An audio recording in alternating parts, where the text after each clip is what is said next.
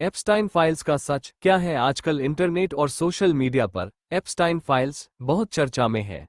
कई लोग पूछ रहे हैं कि इन फाइलों में क्या सच है, किन लोगों के नाम आए हैं और क्या ये किसी बड़े राजनीतिक या वैश्विक षड्यंत्र से जुड़ा मामला है। इस वीडियो में हम पूरे मामले को सरल और तथ्यात्मक तरीके से समझेंगे। सबसे पहले समझते हैं कि एप्स्टाइन फाइल्स क्या है।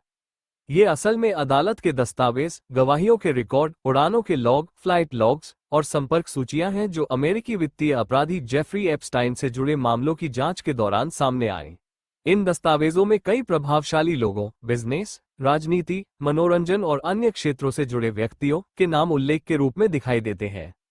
लेकिन यहाँ एक महत्वपूर्ण बात समझना जरूरी है। किसी दस्तावेज में नाम आने का मतलब यह नहीं होता कि वो व्यक्ति अपराध में दोषी है। अब थोड़ा इतिहास समझते हैं। 2005 में अमेरिका में एप्स्टाइन के खिलाफ नाबालिग लड़कियों के शोषण की शिकायतें सामने आईं।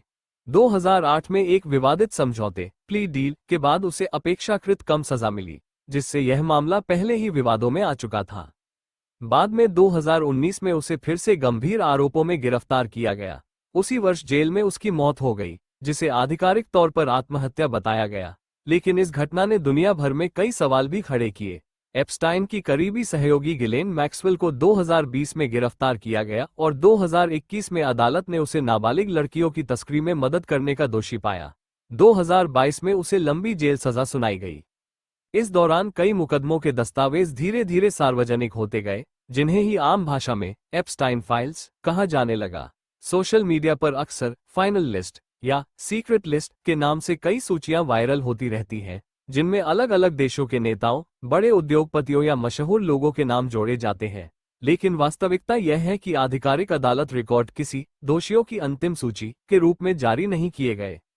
अधिकतर दस्तावेज केवल ये बताते हैं कि किसका नाम किसी गवाही, संपर्क रिकॉर्ड या उड़ान लॉग में आया था, न कि यह कि वह व्यक्ति अपराधी सिद्ध हुआ। इसी कारण विशेषज्ञ हमेशा सलाह देते हैं कि इंटरनेट पर वायरल हो रही किसी भी सूची या दावे को बिना आधिकारिक स्रोत के सच मानना सही नहीं है। एप्स्टाइन केस अभी भी कई सिविल मुकदमों और जांच से जुड़ा हुआ है, इसलिए समय समय पर नए दस्तावेज सामने आते रहते हैं, जिससे चर्चा फिर तेज हो जाती है। अंत में इस पूरे मामले से हमें एक महत्वपूर्ण सीख मिलती है। किसी भी बड़ी खबर या लीक हुई सूची को देखने के बाद तुरंत निष्कर्ष पर पहुंचना सही नहीं होता। आधिकारिक अदालत के निर्णय और प्रमाण ही किसी व्यक्ति की वास्तविक कानूनी स्थिति तय करते हैं, न कि सोशल मीडिया पर वायरल पोस्ट। अगर आपको यह वीडियो जानकारीपूर्ण लगा हो तो चैनल को सब्सक्राइब करें। NDPM News 24।